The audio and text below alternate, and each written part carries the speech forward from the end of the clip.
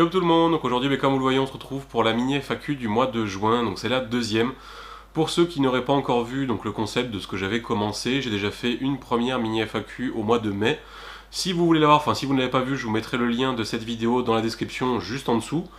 Donc voilà, les mini FAQ, d'après ce que j'ai vu, ça vous plaît bien, donc bon, je vais faire comme j'avais dit, j'en ferai une chaque mois. Donc logiquement début de mois, au milieu de mois, donc à peu près voilà, toujours le mercredi, soit le premier, soit le deuxième mercredi du mois. Je peux pas vous donner un rendez-vous fixe, que des fois je vais pas avoir le temps, des fois j'aurai pas envie, donc voilà, ce sera à peu près premier mercredi ou deuxième mercredi de chaque mois. Avant de commencer la vidéo, donc je vais vous donner les codes promo de chez articlepêche.fr pour le mois de juin. Je pense que justement je vous donnerai ces codes-là à chaque fois dans les mini FAQ, comme ça vous fera un rendez-vous régulier pour les mini FAQ et aussi pour avoir les codes promo pour faire des économies sur vos achats de matériel de pêche. Donc on va commencer avec le code moins 15%, de toute manière tout s'affiche au-dessus de moi. Donc c'est Feeling 5369, il est valable uniquement pour les 3 premiers. Ensuite il y a le code moins 10%, donc c'est Feeling 8542, donc là c'est valable uniquement pour les 10 premiers. Et si vous arrivez vraiment trop tard, que vous n'avez pas été assez rapide, il vous reste le code classique moins 5% qui est Feeling 5598. Là-dessus on va directement commencer avec les questions, donc j'en ai sélectionné 3. Je pense des questions qui vont plaire à la plupart d'entre vous, des questions assez généralistes, mais qui devrait en aider la plupart. Donc la première question, c'est une question de Dimitri Baer, bon, voilà, encore comme d'habitude, j'écorche les noms. Comment adapter le diamètre du fil, tresse et nylon à la taille du poisson?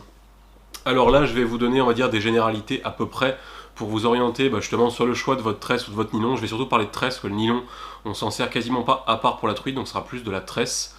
Donc on va commencer du plus petit poisson, on va dire, au plus gros. Par exemple pour la truite, si vous voulez utiliser de la tresse, 6-8 centièmes, grand maximum, c'est voilà, des poissons qu'on pêche avec du matériel très léger, donc 6 ou 8 centièmes. Pour le nylon, nous on est en 16, vous pouvez aller de 12, mais c'est quand même dangereux, surtout si vous accrochez pas mal dans les arbres, ou enfin voilà, c'est 12 centièmes, c'est limite de 12 à 20 centièmes. 20 centièmes, ça va vraiment être pour des grosses rivières avec des gros poissons. Nous on est en 16, je trouve que c'est un bon compromis pour la truite. Ensuite, pour toutes les pêches type UL, ML, donc c'est-à-dire perche, chevennes ou par exemple cendre, enfin voilà, ou pour des petits poissons, des petits carnassiers. Donc là, 13, ça va être 8, entre 6 et 10 centièmes. Nous, on est en 8 centièmes ou en 9, je crois que je suis en 9 centièmes moi. Voilà, c'est le diamètre à peu près passe-partout, c'est rien de se mettre plus gros, surtout pour des canuels. Des fois, on en voit qui ont du 15, 16, 17 centièmes, enfin c'est énorme quoi. Si jamais votre frein est mal réglé, que le frein est trop serré, la canne elle pète direct, ça je vous le dis, si vous tombez sur un gros fiche, la canne elle éclate. Déjà que même avec de la 8 centième, une UL, si le frein est mal réglé, il y a des chances que vous fassiez péter la canne avant de péter la tresse, mais voilà, 8 centièmes c'est un bon compromis pour tout ce qui est donc UL 0,55 et après tout ce qui est ML, par exemple les 3,10, 3,14. Ensuite, les cannes polyvalentes, donc type M, MH, donc 5,20, 7,28, 10,30. Nous on est en 13, entre 12 et 15 centièmes, nous on est en 15 centièmes. Du 13 centièmes ça va très bien. Donc là c'est des tresses qui vont résister à un peu moins de 10 kg, c'est déjà beaucoup. Enfin, faut vous dire que si vous tombez par exemple sur un énorme poisson, que votre frein bloque, la canne casse. Moi j'ai jamais pété. C'est simple, j'ai jamais pété sur une tresse depuis que je pêche, je crois. J'ai toujours pété sur mes bas de ligne, mais j'ai jamais pété une tresse tout simplement.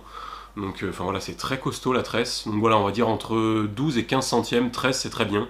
Voilà, pour des cannes de puissance 5,20, 7,28, 10,30. Ensuite, on va passer à des pêches un peu plus fortes. Donc nous, après, on a du big bait. Donc pour du big bait, là, faut prendre en fait des tresses beaucoup plus grosses. Par exemple, moi, je vais vous donner un exemple. On est en 28 centièmes et encore, c'est presque limite. Là, c'est pas vraiment la résistance de la tresse qui va vous faire choisir votre tresse. C'est plus en fait l'épaisseur. C'est pour ça que pour le big bait, on ne prend jamais de tresse 8 brins, mais que de la 4 brins, donc de la tresse plate. Parce que le problème en fait c'est quand vous allez faire un poisson, tirer sur votre... Enfin vous allez vous accrocher, vous allez tirer dessus. Si vous avez une tresse trop fine en fait, dès que vous allez mettre un gros ferrage, la tresse en fait va s'incruster dans votre bobine. Et au prochain lancer, la tresse va bloquer, l'heure va partir. Donc là il faut vraiment des tresses assez importantes pour le big bait. Donc minimum, vraiment minimum 25 centièmes. Et le mieux c'est vers les 30 centièmes. Comme ça au moins vous êtes sûr, vous l'enroulez bien sur votre moulinet en forçant. Et au moins vous êtes sûr que vous n'avez pas de problème si jamais vous faites un gros poisson, que vous accrochez, que vous tirez dessus, là au moins vous serez tranquille. Après pour des cannes, nous on n'a pas, mais pour des cannes de puissance 10-40, 10-50, 10-60, toutes ces puissances là, vous vous mettez en 17, 18, 19 centièmes à peu près au niveau de la tresse, ça suffira largement. Donc pour la première question, je pense avoir répondu à peu près à cette question là, oui. Voilà, enfin lui il disait par rapport à la taille du poisson, nous c'est plus par rapport à la canne. parce que c'est souvent la canne qui va décider justement la tresse que vous allez mettre dessus, et la canne va décider aussi le poisson que vous allez pêcher. Deuxième question, je vais pas dans le bon sens. Alors, c'est une question de Charles Lair. Putain, mais alors les noms de famille, jamais j'y arriverai. Comment reconnaître un poste de pêche ou l'endroit le plus probable de trouver du fiche? Donc là, pareil, je vais vous donner vraiment des généralités. Parce qu'après, voilà, il y a beaucoup de types de postes différents. Mais là, je vais vous vraiment donner les postes, on va dire, les plus simples à repérer. Premier poste, les herbiers. Les herbiers, ça marche quasiment tout le temps, à part en hiver. Et même en hiver, il y a encore des poissons des fois qui sont postés dans les herbiers. C'est beaucoup plus rare, mais c'est plus à la belle saison pour les herbiers. Donc les herbiers, c'est le poste le plus... Enfin, où vous trouverez tout en plus dedans, de la perche, du brochet, du sandre, non. Et encore, on sait jamais. Mais logiquement, non. Mais voilà, perche, brochet... Du cheven, c'est possible aussi, c'est pas le plus, mais surtout voilà, perche et brochet, même des blacks, les black bass aussi, aiment bien se mettre justement dans les covers, dans les nénuphars, dans les gros herbiers. Donc voilà, c'est le poste le plus simple.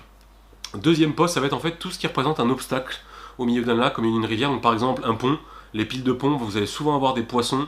Moi, je vous prends l'exemple, quand je pense que vous avez vu la vidéo où j'ai fait les perches et la carpe avec Anto. Là, par exemple, vous voyez, c'était un espèce de déversoir qui reliait deux lacs avec un tunnel.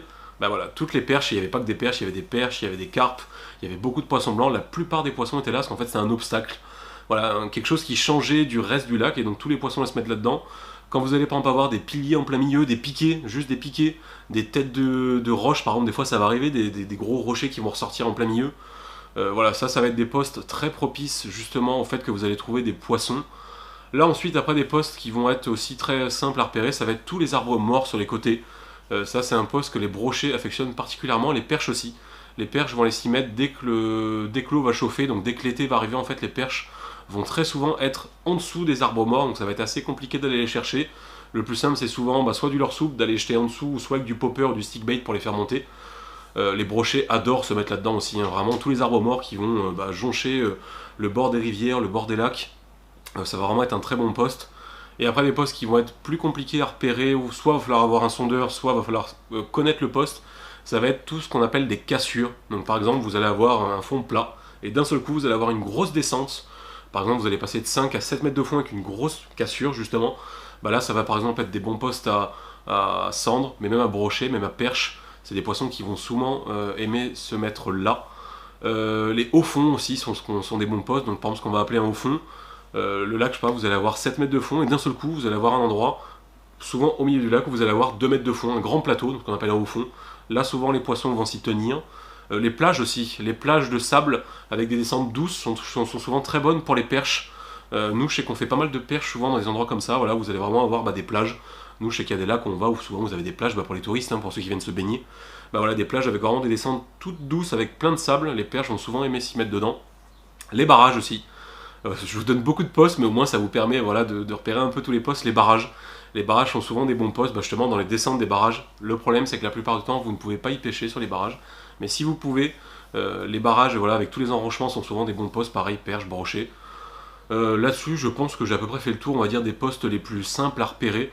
Mais voilà, sinon quand vous commencez, herbier, si, voilà, il va y avoir aussi des trous, par exemple des trous d'eau dans les rivières, ça c'est un poste où je fais souvent la plupart de mes perches. Quand je pêche en rivière, vous allez avoir le courant qui va passer sur la gauche ou la droite, vous allez avoir un contre-courant ou un endroit un calme avec un gros trou d'eau.